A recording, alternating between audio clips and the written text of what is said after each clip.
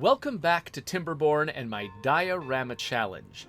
If I remember correctly, when we last left this community, and it has been weeks since I played in this community, we were talking about the need to raise our beavers' well-being. And probably one of the most straightforward ways to do it is to continue to improve sort of the variety in their diet. Sunflower seeds, it is really hard to harvest sunflowers fast enough to make that a huge part of everyone's diet, so I'm not going to worry about trying to improve this. If I did succeed, it would take a lot of land, and a lot of land is just not what I have. But one thing I think I have the potential to do is get them some cattail crackers and some grilled spatterdock. But that requires a new kind of agriculture. In order to do that, I need to be growing some crops underwater. Specifically, I need to be growing them in a place that is only one tile deep.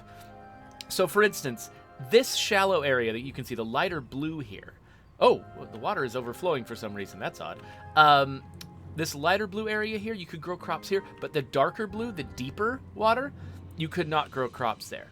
And so it's not just a matter of having a whole bunch of water. Like, this water right here is great to have. And actually, I could probably start putting some pumps up here instead of down here if I wanted to. But this is not actually a great place for growing crops because only a couple of little tiles here and there might be shallow enough. So I've got a couple of different options. I can start growing something over on these tiles right here and just basically commit to not building any more pumps in this area. And any new pumps I build go in the cistern, which I think makes sense. That's not a lot of space. I think I can do, one crop here. The other option that I thought of was, we're not really using all of this wheat. I think part of the reason we're not using all of this wheat is because I killed a staircase here. So the farmhouse can't reach all of the wheat. That's why this wheat is just sitting here. But we are still making enough... Oh, wait a minute, no. Oh, we are not actually getting enough wheat to keep up with the bread. This bread might start dropping. So, okay. So I need to save my wheat situation. So I'll need to build another place for wheat while maybe using this spot here, like flooding this area and making this a place where we can grow underwater crops. So let's pause and solve both of these problems. Make a plan for solving both of these problems. So, all right, so I think here, if we want to give the beavers access to this area, I probably need a little staircase right here to let them down into this area. But we will also need a place to build the aquatic farmhouse. And the aquatic farmhouse, it's got a different layout from this farmhouse. It's still 2x3, but the door is in the center of one side rather than being out here. So, the thing is, I do have a lot of good building spots. They've just all got water pumps on them. And so I'm wondering if maybe my best move is to replace one of these water pumps up here and then use the water pump space to build the aquatic farmhouse. Like, for instance, this water pump, it's all on, area that is too deep to grow plants. And so it wouldn't be costing any plant area, and it would be right next to the staircase. So yeah, I think goal number one is let's make sure that I might already be over pumping a little bit, so I might not need to build another pump here, but I'm gonna do it anyway. So let's see, which side is the door on? Okay, I think, yeah, so what I need to do is build a tall platform like that and stick a pump on it. Do I want to go this way? No, that way. Okay, so we're gonna build a pump right there. And I think we can last a little while we're building that pump. So I'm just going to kill this pump right now instead of waiting for its replacement, because I think we'll be fine if we do that. And actually, let's collect the debris here, because we might be able to use it. So we'll speed up time again. Hey, everybody, go grab this debris and use it to build this platform. Oh, I didn't realize I was already building stairs down here to pick up this debris. That's also something that we should do. Yeah, so we're already getting started building this platform. So once this debris is going to... Because there's a chance that if I build something here, the debris is going to go underwater to a place we can't reach it, and that's going to be really, really inconvenient. Let's see here. So Le Coalition has run a poll with the audience. He says, you're trapped in a colony sim. Would you rather be a factory worker, a builder, a farmer, or a soldier? Yeah, I think builder. Probably because, I mean, for the same reason that I like my actual job, which is that it's different all the time. You know, if you're a farmer, you're doing the same thing every day. But if you're a builder, they keep asking you to build new, weird, stupid things. At least if you're in this colony sim. The guy who's running the show is going to keep asking you to build weird, big, stupid things. So, okay, it looks like we've got one job that is not being done. Does that happen to be a builder job? No, it's a hauling post job. Okay, cool. So we do still have the maximum number of builders. And it looks like we probably just don't have anywhere to take this stuff. Oh, it's water. I didn't realize this was water. I thought this was like construction debris. Yeah, I guess we are pumping enough that we're not creating a deficit of water. Okay, well, whatever then. You know what? I'm not going to worry as much about water spilling into the water. So let's build some platforms here. And let's build a platform there. And the stairs. And then that will allow us to build... let's unlock the aquatic farmhouse. And build an aquatic farmhouse there. And so what that's going to allow us to do is grow crops. So let's start with Spatterdock. Spatterdock is sort of the cheaper one because it only requires one step to make it edible. It just needs to be grilled, like potatoes or like chestnuts. So we'll grow Spatterdock here. I think that's more than enough Spatterdock for my community. I'm not going to worry about the cooking infrastructure for it yet, for no particular reason. But another thing we should probably do, we need to replace our wheat production because I want to flood this area here. And so most of our wheat is coming from here. We've got a little bit of wheat coming from here.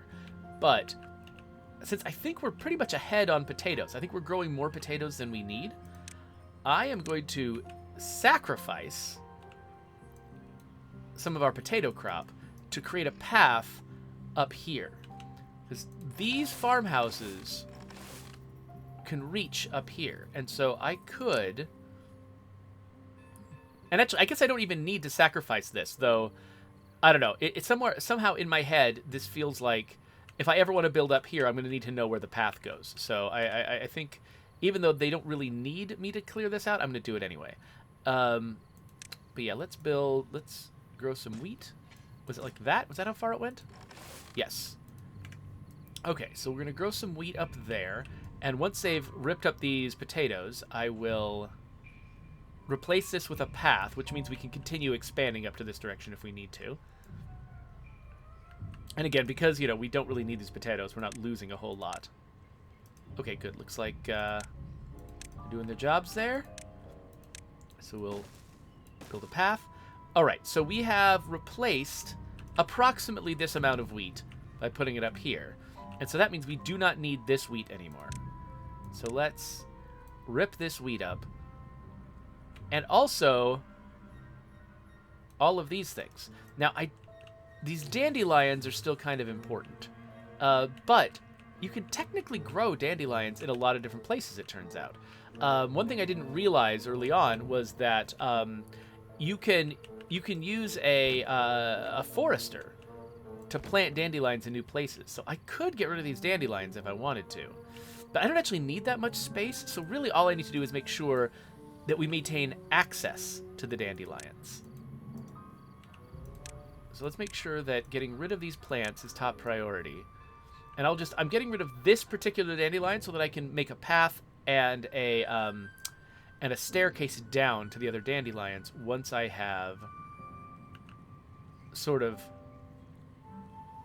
like blocked this area off. So, okay, so what do we have here? Is this that is a chestnut warehouse. Okay, so what I need to be thinking about doing now is walling off this area so that I can flood it without the water just getting out and going everywhere. So I think, okay, yeah, so this warehouse, which is right in front of this floodgate, that shouldn't be part of the barrier. So I think the barrier needs to start here. So I'm going to... Actually, let's wait. Is it almost nighttime? I don't know. I definitely want to... I don't want to mess up the path until... Of course, wait, no, we've got to duplicate... No, this is a redundant path. That's fine. There's ways to go around this path, so I don't need to worry about killing this path. I mean, it'll make things less convenient. I don't think it'll break anything. And then once we've broken that path, we can build a wall. Okay, this staircase here. I'm trying to figure out if it's actually necessary. Huh. Sorry, I'm just... Because you'll be able to get up onto this wall now from this staircase. So I think this one might not actually be necessary as long as we replace it from over here. So yeah, I think I'm going to block that staircase off. Build my levee wall like that. And then put a staircase here. Connect this path. And this one spot looks ridiculous, so I think we're not going to have a path here. We need to have the levee there, but we're not going to have a path there. And so this is the area that we're going to flood to grow cattails. But then the last thing I need to figure out is, where do we build our farmhouse? Because I don't want to cost myself valuable real estate. So I think maybe the best move is to actually destroy even more dandelions and build it over here in this area. Trying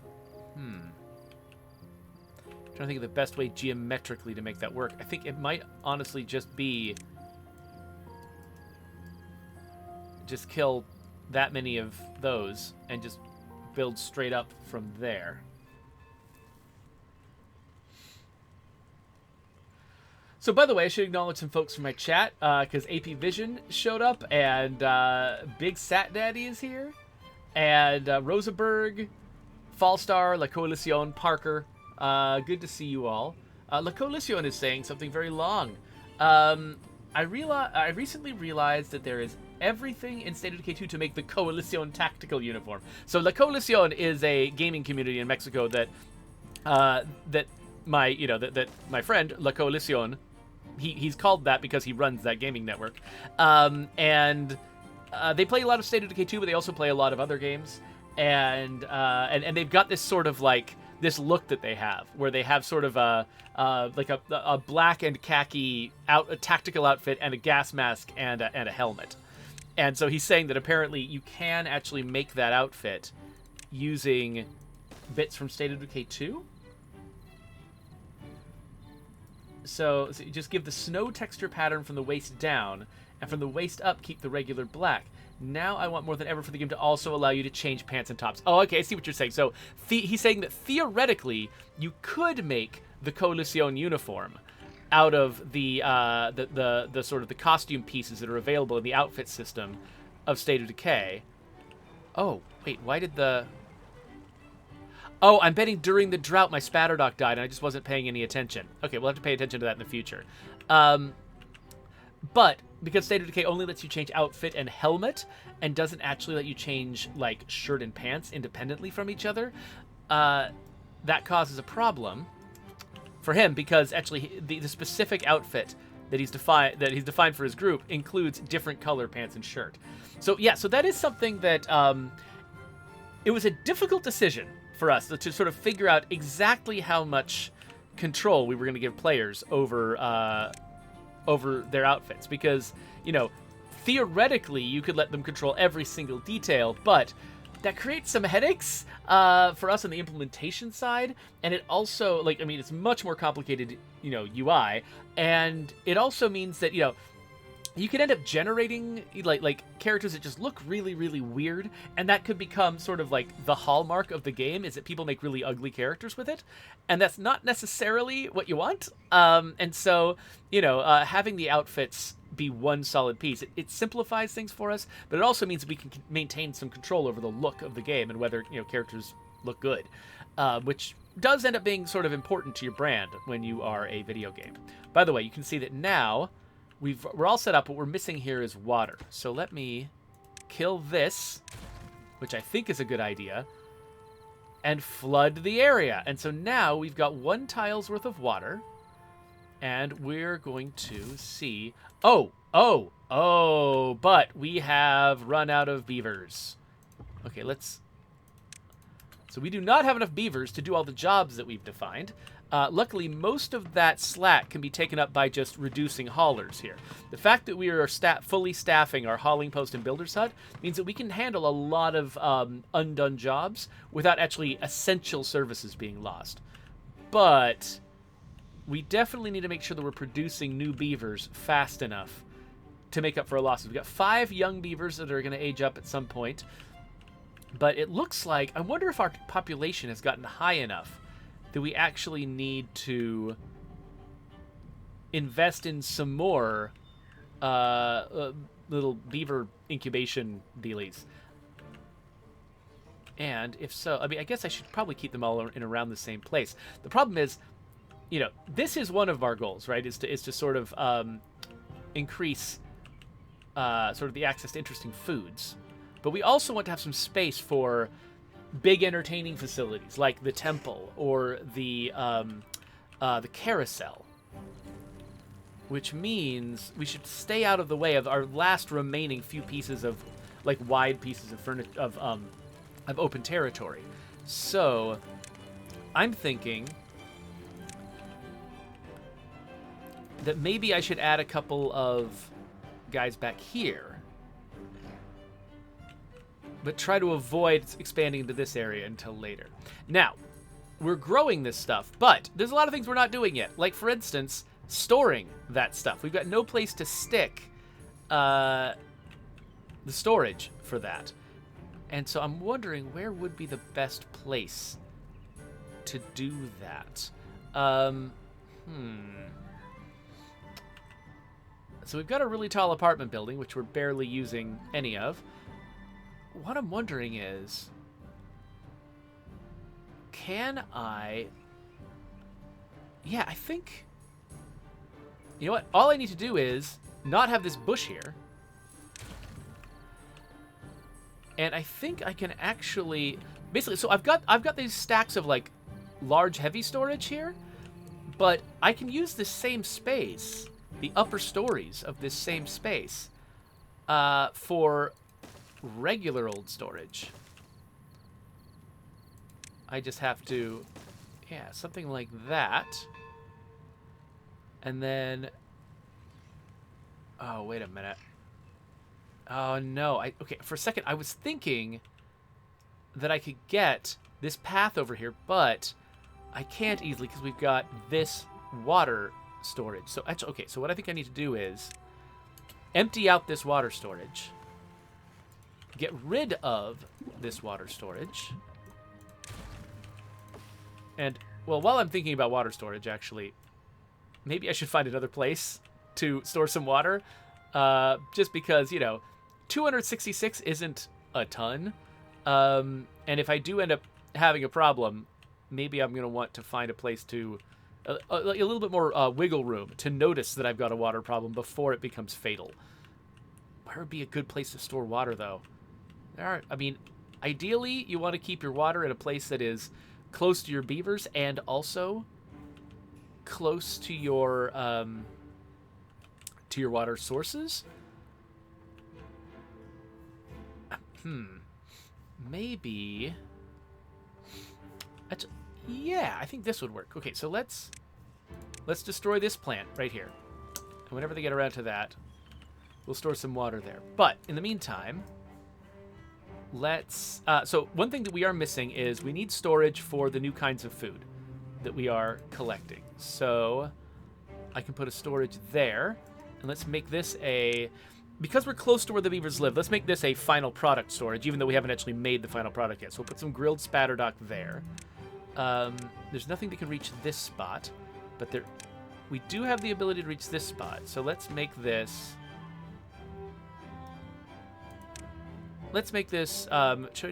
Should I do...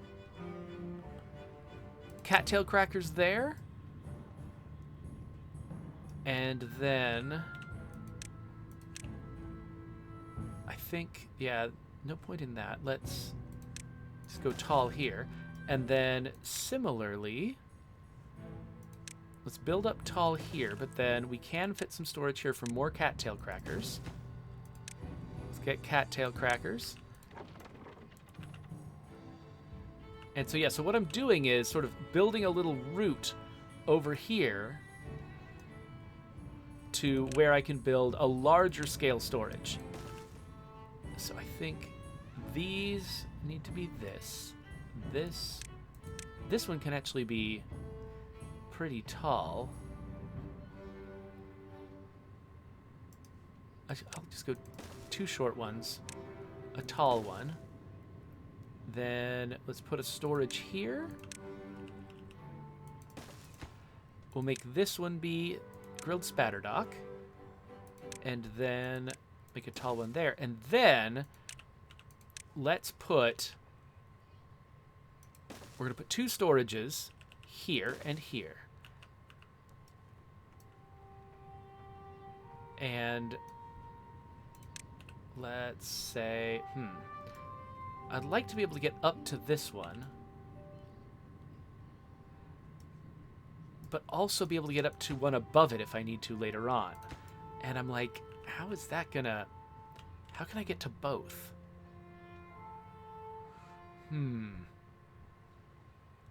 Now, one thing I could do is... Oh, I know what to do. Yes, absolutely. Okay, I know exactly what to do. We swing further out before going up these stairs. We kill this staircase, make that a platform, we kill this path, and we are just totally ruining some houses for beavers right now. So actually... Oh, wait, I could put some storage right there. I'm not going to this time. I'm not going to be a complete weirdo. But let's make repairing this be our top priority. But now, what that allows us to do is put a little entrance there. And let's make sure we trace out this little entrance there. And then we'll build another layer on top. And we can get access to it like this from the upper balcony. And on this side, who knows? Have not thought this all the way through. I guess we could go up from this side. We could be like... Yeah. Alright, so what we need is to be able to reach this. And to do that,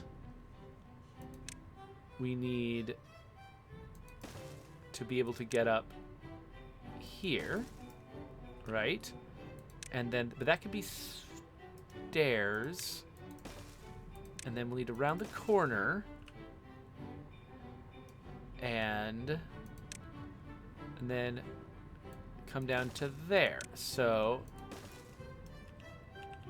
this is so silly, but this is my favorite part of this game. There we go. It all works. Okay, so now this is going to be spatterdock that has not yet been cooked. This is going to be cooked spatterdock. This is going to be cattails. Oh wait. Oh wait. We have 2 layers of cattails because you gather the cattails themselves. Okay, actually, okay. Let's say we're gonna keep the cattail flour here, and we're gonna keep the cattail crackers here. But the actual cattails themselves, they're grown over here, and they need to be milled. And so I need to figure out where my mill is. And let's put the... Okay, so I'm guessing my mill should probably be over here someplace. Yeah, we're not demanding a lot of power from this place yet. So... Yeah, so we could stick our... mill. Well, what does a mill look like? A grist mill Its door is on the edge right there. Oh, we've already got another one right here. Okay. Well, let's just put them next to each other and connect them with that. Okay, so now we've got a mill. Okay, so basically, so spatterduck, you just grill it like potatoes. It's the potatoes of the sea. Cattails are the wheat of the sea, and so you need to grind, just like this is grinding wheat flour, you need to grind cattail flour. And then you need to bake it. And so now, my last question is, where are we going to be doing our baking and grilling? Right now, we're already grilling chestnuts and potatoes. We're baking bread. We could... Actually, yeah, this is probably a good spot over here to bake cattails. So let's put a bakery here. Bake cattail crackers. But then the other grill... Which side is their door on? That side. Okay, so... Where's the right spot?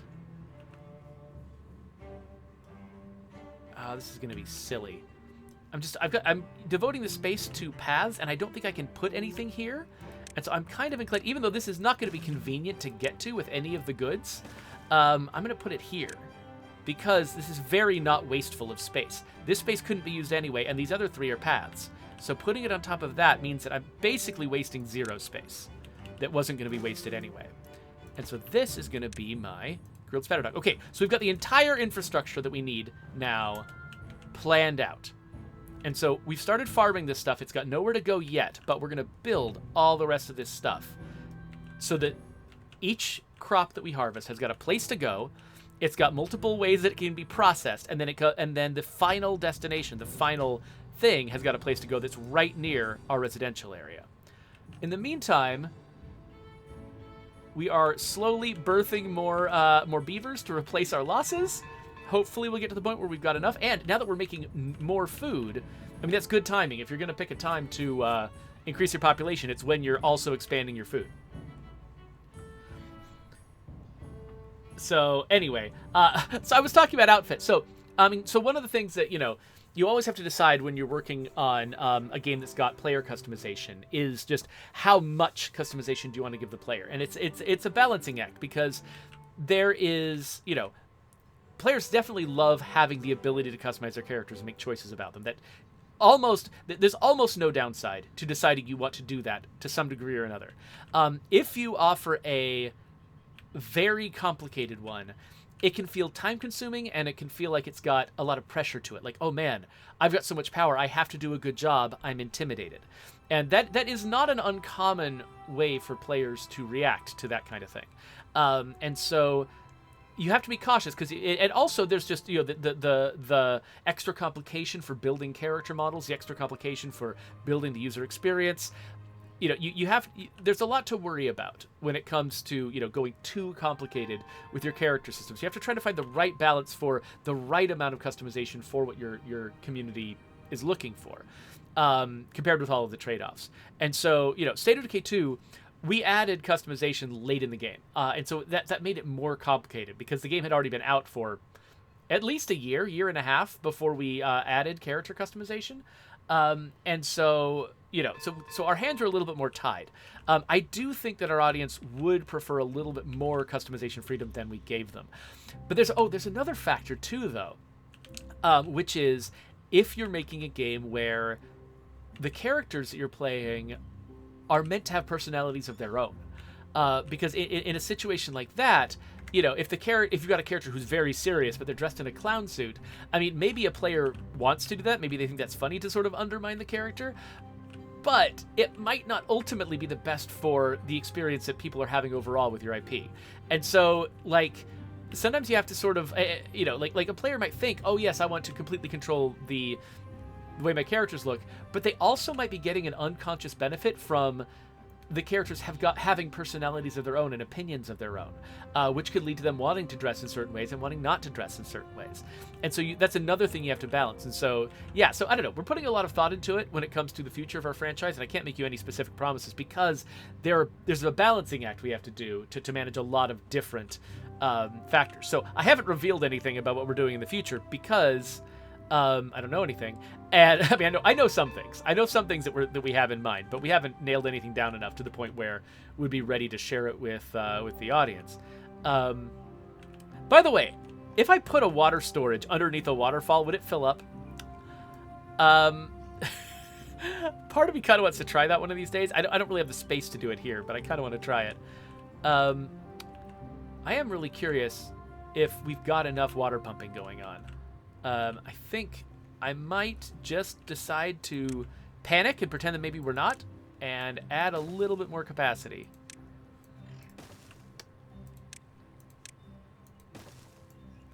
But yeah, so I think, you know, the discussions that I have here with you on this channel are less about revealing the secrets, and they're much more about just sort of, you know, like giving you insights into the way we think about it, and then, you know, it's up to you to just still guess what we're actually doing, because I have not told you. I am thinking, because originally we had a bush here, and bushes are valuable. I think I will put another bush in roughly the same area. Okay, I do think we are losing water. I think we're running low on water. And I think the fact that I'm building pumps is a good idea, and I should actually build yet more pumps. So I'm going to build, and I do really like to... Oh, wait. What? Did I... Oh, whoops. Okay, I did this wrong. I thought I had the single-story platforms selected, but I had the two-story platforms selected, and that did not work. So I'm going to do this. That's a lot of platforms, but I think that's what is necessary to make one of these guys pointed this way, and also to save room to make another one in a little bit. So I'm assuming that adding 2 pumps will cover us for our new incoming water crisis. And while I'm doing that, I should probably also add some additional water storage. The question is where? Where's a good place for... Oh, right. I forgot. I'd already chosen this place. I just forgot that I'd done that. So, yeah. So what I wanted to do was build over these stairs. Again, trying to... I mean, I did cost myself a tiny little square of farmland, but we've got more than enough carrots, so we're fine. But I wanted to...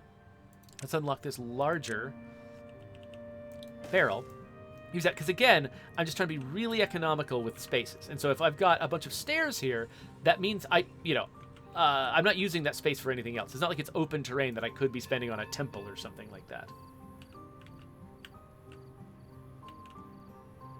So, M14 Serve says, instead of pumps, you should make sure it's an 8 block below each pump. So, as I understand it, pumps only reach down 2 blocks. Is that right? Or, oh, wait, what? Why does that pump go all the way down? Maximum depth 6? Unique to this faction. I had no idea. Okay, so I learned about pumps with the folktales, and so I assumed that all pumps could only go down 2 tiles. I didn't realize that actually it's different between factions. The folktales can only go down 2 tiles, or 2 blocks, but the Iron Teeth can go down 6 blocks. So actually, so these water pumps here, I mean, as long as you've got a continuous flow of water, it's fine. They'll keep pumping water out. But I can actually pump out this entire cistern because it's less than 6 blocks deep. Interesting. Thank you for pointing that out, M14 Serve. I probably never would have noticed that. I really, really appreciate it. So Tandalense points out. So this Tandalense is calling out another thing you have to think about when you're doing a customization system in a video game. He points out that more than once I wasted 3 hours making the face of my character in Skyrim, only to later never see it because you wear a helmet. So yeah, so that is something that game developers will often offer the option to just not show the helmet on a character, and that is actually something that I like because it's kind of interesting. Like I was watching last week's episode of The Mandalorian, and Din and Bo-Katan were getting into these big fights with stuff being thrown at their heads constantly. Din had his helmet on, and Bo-Katan did not. And I was like, okay, Bo-Katan, I realize that you just got permission from the armor to take your helmet off, but you don't have to take your helmet off all the time. You can put it on when you're about to get beamed in the head by a crate thrown by a rogue droid. So why aren't you wearing your helmet, you idiot? But the reason is people want to see... I can't think of the name of the actress now. Her name is Bo-Katan. Her name is Cara Thrace. Her name is Starbuck. Her name is whoever she plays in, is it called Another Life? What is her name? I forgot. Somebody tell me her name. Anyway, they want to watch a movie. Katie Sackhoff. Thank you, Raneth Gord. So yeah, people want to watch Katie Sackhoff act. And so it's more important to see Katie Sackhoff acting than it is to have her wear a helmet for practical reasons. And so that's often true in a video game as well. Like, yes, narratively and mechanically, you want to be wearing a helmet. But a lot of the audience's interest is also in seeing their character do all of these cool things that they're doing, and never seeing their face is kind of a hindrance to the experience. And so, and that varies from player to player. Some players are more interested in seeing the practical, like, I am wearing a helmet. Like the way that I was kind of getting kicked out watching The Mandalorian because Bo-Katan didn't have her helmet on. Some players are going to get kicked out by that, and they want to see the helmet. They want to see the practical reason why their character is getting these advantages. But other players are like, I want to see my character's face, and I want to see them react facially to things that are going on, and I want to know who my character is and connect with them as a human, and all these other reasons why you might want to see your character's face. And so I like having that as an option. You can just basically decide. It's like no matter what, the character gets the mechanical benefits of wearing a helmet.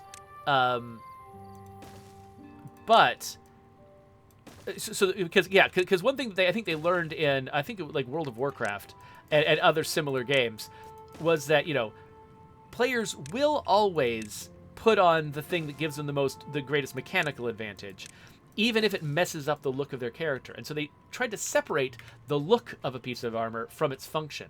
And that's a pretty common thing.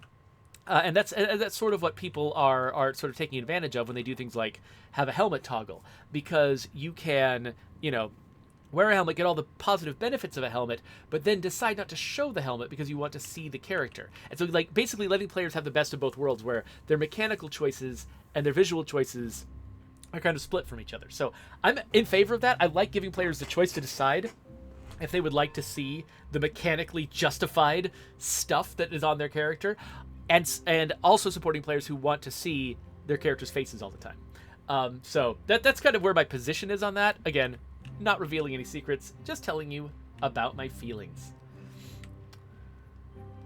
So La Coalition says, I'm on more of the practical side, of course. Raneth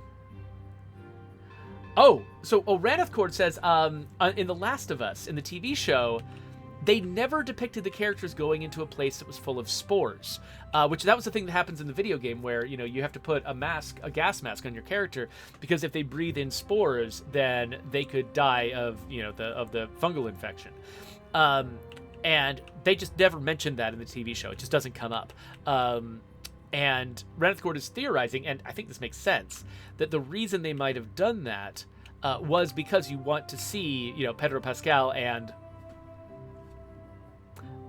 that girl's name. I'm sorry, my brain is just terrible at thinking of actors' names right now. Bella Ramsey and Bella Ramsey's face, when they're acting. I would not be surprised if that's exactly why they made that choice. The other reason being that, in a video game, you can just say, oh, it's spore time. Oh, it's not spore time. It's really binary, and players just kind of accept it. If you're trying to accept something in a very realistic TV show, the idea that spores can infect you means that you're just never, ever safe. No place is safe. Spores could just come in on the wind and kill you. The idea of that spores just sort of hang in the air in a local area but are not dangerous everywhere is nonsense. In fact, a major plot point in The Girl with All the Gifts is the idea that if you ever let the spores out, they will wipe out all of humanity. That is a major plot point in one of the books, that really proposed this idea of fungal zombies. because The Girl with All the Gifts came out the same year as The Last of Us. I'm pretty sure they probably developed independently based on just people's interest in cordyceps. And so I bet that's another reason why they I think both reasons are probably in play when they made that decision. Oh, Ranthker says he wasn't actually theorizing. He thinks he's actually read that somewhere or heard that somewhere, that was why they didn't do the spore thing. So maybe it was just a fringe benefit, like that they also didn't have to deal with the whole just like why it's unrealistic, why anybody would have survived with floaty spores in the air.